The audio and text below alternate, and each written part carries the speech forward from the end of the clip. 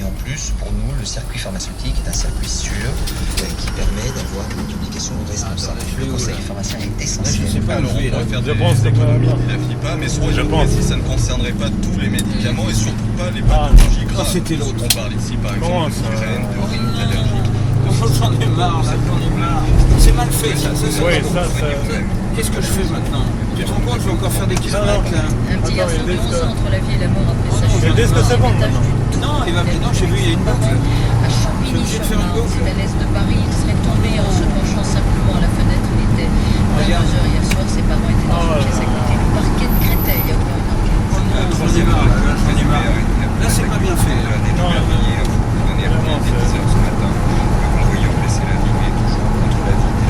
Au Canada, le feuilleton macabre Combien de fois je vais faire le tour? Magnota s'est enrichi sur le dire d'un nouvel épisode. Des paquets contenant une main et un pied sont arrivés hier dans 2 écoles de Vancouver. Ont-ils été envoyés par ce tueur sadique, toujours détenu à Berlin en attendant son extradition? Jean-Alphonse Richard, les enquêteurs canadiens n'en sont pas sûrs. Oui, pas sûr à 100% parce que les analyses de ces paquets, un pied tout d'abord reçu hier en début d'après-midi à l'école Saint-Georges, puis une main réceptionnée, elle, à l'école élémentaire Falls Creek, eh bien, ces analyses ADN restent pour l'instant muettes, comme le confirme le chef de la police. Non, c'est la même. Les restes ont été examinés par le légiste. Nous n'avons aucune idée de l'identité de la victime à ce stade de l'enquête. Il faut maintenant l'identifier et savoir d'où ce colis a été postulé. Pas d'identification officielle, donc même si tout concorde avec l'affaire Luca Rocco Magnotta, de nouveaux colis macabres, comme ceux reçus à Montréal par des partis politiques, un pied, une main, 2 parties humaines qui manquaient jusque-là pour reconstituer le corps de Jun Lin, ce chinois de 32 ans qui aurait été dépecé par Luca Rocco Magnotta. Le fait que ces paquets soient arrivés seulement hier à Vancouver n'est pas surprenant, dit la police. Allez, il faut effectivement plus d'une semaine pour une livraison depuis Montréal. Et s'il s'agit bien des derniers restes du corps de Jun Lin, alors seule sa tête n'aura pour l'instant pas été. Qu'est-ce que c'est que ces gens qui ont peur? Jean-Alphonse Richard, va-t-on encore le dire, cette affaire dépasse l'entendement.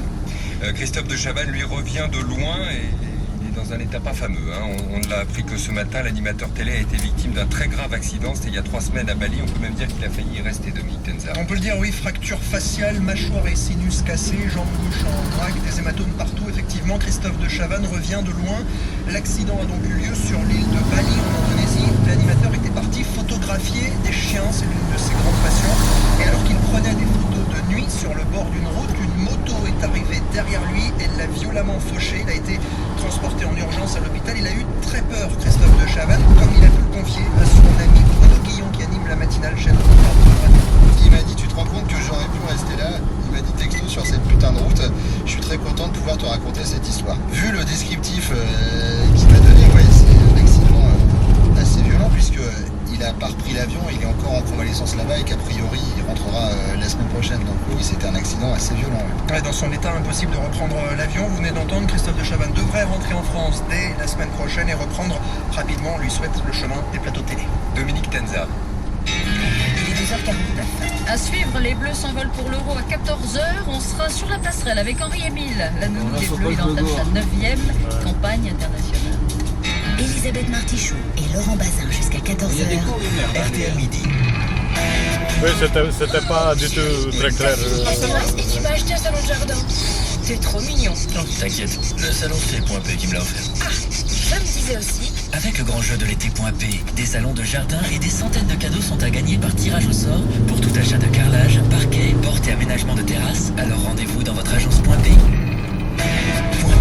la réponse professionnelle. Jeu gratuit avec obligation d'achat du 1er juin au 31 juillet. Règlement disponible sur www.grandjeu.p.fr.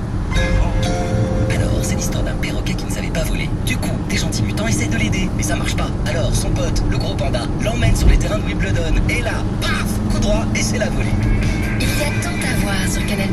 En juin, retrouvez Rio X-Men le commencement, Kung Fu Panda 2, casse départ, le tournoi de Wimbledon. C'est le moment de vous abonner. Canal+ est à seulement 25 € par mois pendant 1 an. Rendez-vous chez les distributeurs agréés ou appelez le 3910 pour en profiter. 23 centimes la minute, offre soumise à condition, valable pour tout nouvel abonnement d'1 an.